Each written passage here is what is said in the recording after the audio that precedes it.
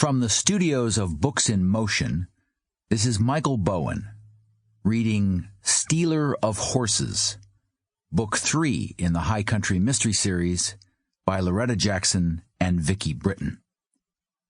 Now let's begin with Stealer of Horses, Chapter 1.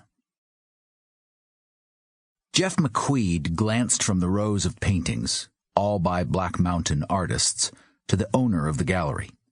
Sheldon Spence sat huddled in a wheelchair behind a marred oak desk. McQuede hadn't seen Sheldon for some time, and he found himself alarmed by the great change in his once robust appearance. Only remnants of his aristocratic good looks remained. His cheeks seemed hollowed, and his pale eyes, once so bright and interested, were now dull with suffering. "Excuse me, Sheriff. I've just had a second back surgery, and I'm confined, temporarily, I hope, to this wheeled monster." McQuede stepped forward and gripped Sheldon's hand, the quick, long fingers of an artist who a number of years ago had shown great promise, which had also lost all semblance of vitality. Sheldon remained leaning forward, his features tight with anxiety. "My wife, Susan, left over 3 hours ago. He seemed to choke. "I'm just afraid." 3 hours? McQuede echoed with surprise. "That's far too early to draw any conclusions." Sheldon's voice became low and toneless. "You'll think differently when I tell you the whole story. You've heard of Carlo Owata, I suppose?" McQuede glanced around at the displays, his gaze lighting on one of the works signed with a huge black scrawl, Carlo. Most of the part Spanish, part Shoshone's work followed a common theme. In this one, Running Free, wild mustangs, a tangle of ghostly manes and hooves, leaped into a dark, eerie sky. Carlo's paintings now sold for unbelievable sums, although he still remained loyal to his old teacher and ran almost all of his work through this gallery.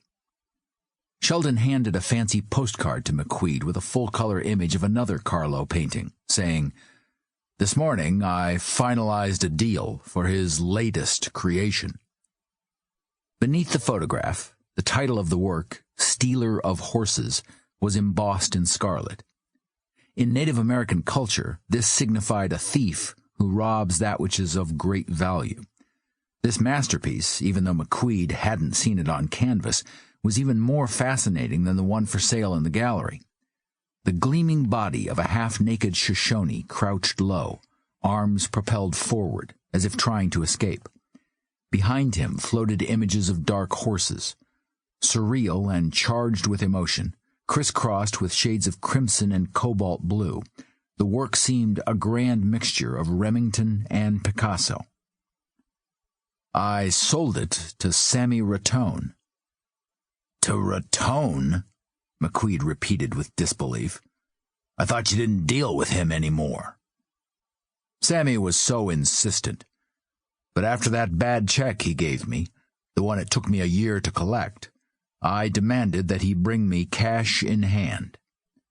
A flicker of fear lit his eyes. "That, I'm afraid, was a fatal mistake on my part." "How much cash?" $200,000. McQuede drew a startled breath. How would a sleaze like Rattone get his hands on that much money? "It wasn't for me to ask. He just brought it in. I accepted it, and he took the painting." Sheldon paused. "I figured he had sold it already and had talked the buyer into handing over payment to him early." "A poor practice, especially where Rattone is concerned. Do you know where I can find him?" "He was staying at the Shady Lane in Dermont. When he left the gallery yesterday, he swore to me he'd be back, that he had the money, hinted he'd won big in Vegas. Anyway, here comes the really stupid part. As you can see, I can't get around at all. I didn't want to keep so much cash here at the gallery, so I had Sample complete. Ready to continue?